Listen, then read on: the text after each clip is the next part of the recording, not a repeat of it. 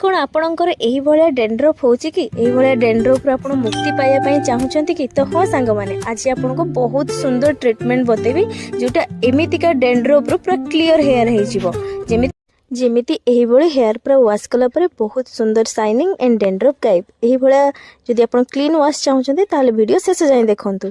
हे friends नमस्ते good morning मो अर्चना welcome करछु मो चैनल ले आपन को मो हेयर बहुत डेंड्रफ हेई छी तो आपन जेमते प्रीवियस रे देखले हस्बैंड कर भी बहुत डेंड्रफ हेतले तो आमे दुई जण जाको वर्तमान ट्रीटमेंट नवा पई रेडी हेई छी चलंत देखेबा कोन कोन आमे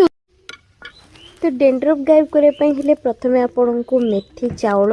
राति सारा भिजेया पई पड़िबो आपन को हेयर अकॉर्डिंग आपन नेबे मो 2 चम्मच चावल 2 चम्मच मेथी लेतली प्लस 2टा प्याज नै छी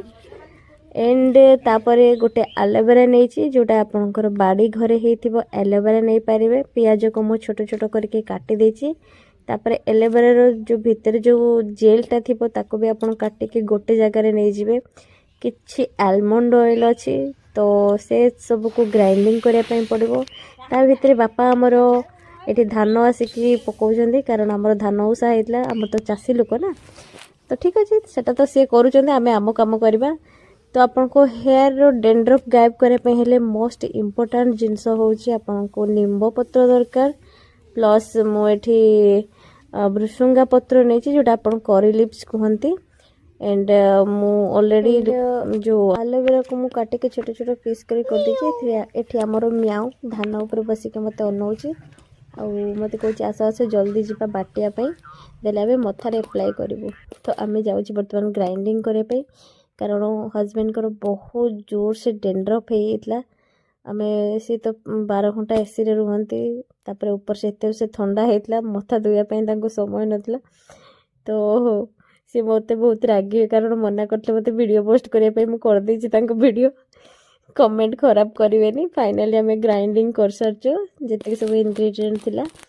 तो तांकर वर्तमान अप्लाई करबा आउ सीरियसली बहुत भलो रिजल्ट मिलछि हमको जदि आपण मानकर एमती बहुत डेंड्रफ होची काइंडली ए भलिया देसी रेमेडी बनै कि घरे यूज करंतु आपण को हेयर बहुत shining dandruff free and hair regrowth भी हे जिवो मु तांको मथारे अप्लाई कर देछि आपण घंटे रखि परिबे 2 घंटा रखि परिबे आपण मथा सुखिला परे आपण क्लीन कर परिबे शैम्पू दबा किछि आवश्यक नै सेते टिके निम्ब तेल पके देबे मु आलमंड ऑयल पकेछि निम्ब तेल पकेछि ताकि सेटा सुखिला परे इजीली आपन को देहरु मथारो सेटा बाहरी जाय पारे कारण चुटी आ न छिडिबो जेमते तो तांको मथारे मु अप्लाई कर साला परे वर्तमान मु मो मथारे अप्लाई करिया पई जाउची मु तो